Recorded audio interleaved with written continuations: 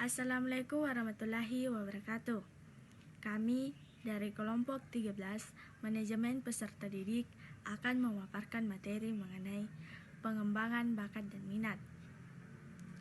Adapun anggota dari kelompok 13 yakni saya sendiri, Riza Oktaviani dan Muhammad Fajrin.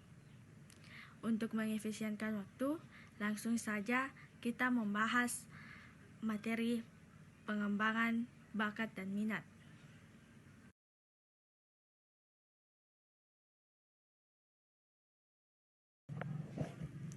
Yang pertama ialah pengertian bakat dan minat. Bakat adalah kemampuan bawaan yang merupakan potensi yang masih perlu dikembangkan atau dilatih untuk mencapai suatu kecakapan, pengetahuan dan keterampilan khusus, misalnya kemampuan bahasa, bermain musik, melukis, dan lain-lain. Kemudian minat. Minat adalah sesuatu keadaan di mana seseorang menaruh perhatian pada sesuatu dan disertai keinginan untuk mengetahui, memiliki, mempelajari, dan membuktikan.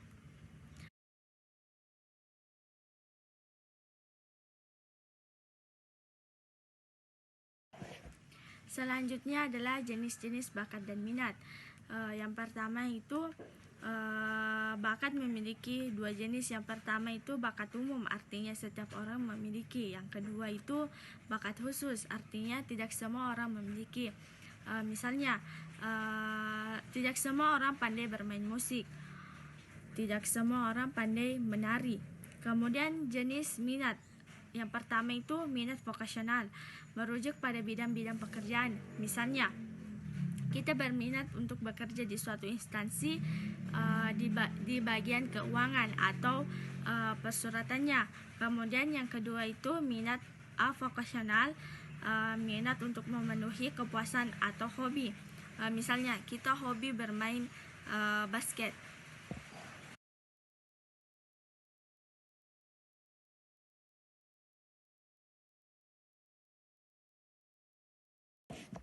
Selanjutnya, faktor pendukung mengembangkan bakat dan minat.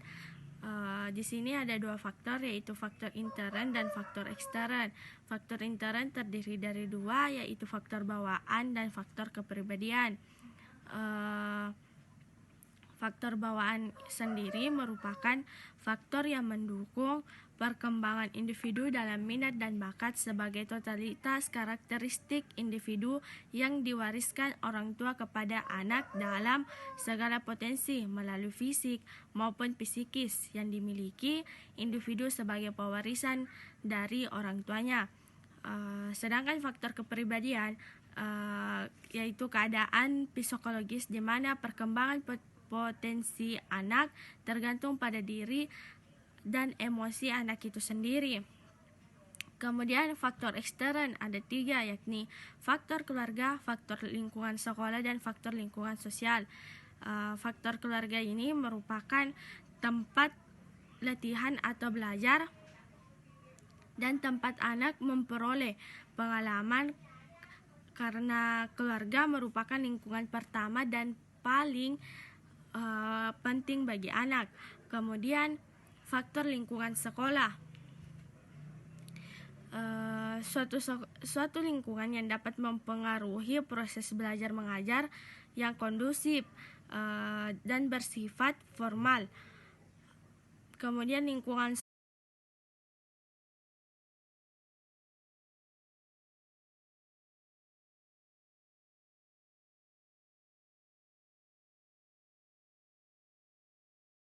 Nah, selanjutnya mengenali bakat dan minat. Yang pertama, kenali diri. Yang dimaksud di sini mulai dari kepribadian, caranya berperilaku. Nah, itu semua bisa dilihat dari aktivitas sehari-hari. Nah, yang kedua, ketahui apa yang diinginkan. Nah, untuk mengetahui hal tersebut, kita bisa lihat dari apa yang menjadi kegiatan disenangi, apa yang menjadi membuat kita tertarik pada suatu kegiatan, dan apa yang menjadi kegiatan yang kita ingin dan mau laksanakan secara berulang. Yang ketiga, hargai nilai diri. Nah, kita perlu menghargai nilai diri kita sendiri, apa yang menjadi sekedar bakat, apa yang menjadi sekedar minat saja. Nah, ketika nantinya pengembangan minat dan bakat itu, kita perlu motivasi seperti itu. Yang keempat adalah temukan bakat. Nah, untuk menemukan bakat, kita bisa ketahui atau lihat dari kecenderungannya. Misalkan lebih cenderung ke olahraga daripada seni. Itu salah satu cara untuk menemukan bakat. Dan yang kelima, kombinasikan minat dan kegunaannya. Ketika sudah mengetahui minatnya, maka perlu dikombinasikan dengan kegunaannya agar minat dan bakat saling berkesinambungan. Seperti itu.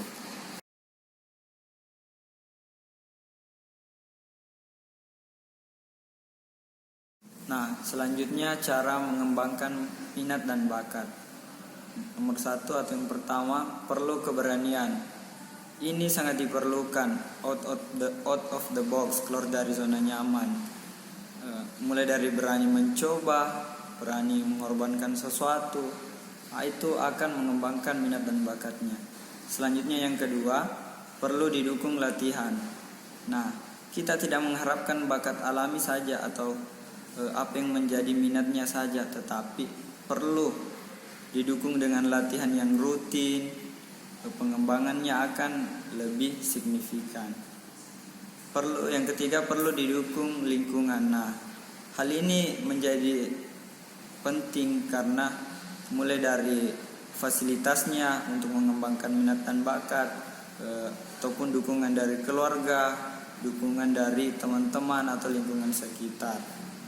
Yang terakhir, perlu memahami hambatan-hambatan pengembangan bakat dan cara mengatasinya. Nah, istilahnya sedia payung sebelum hujan.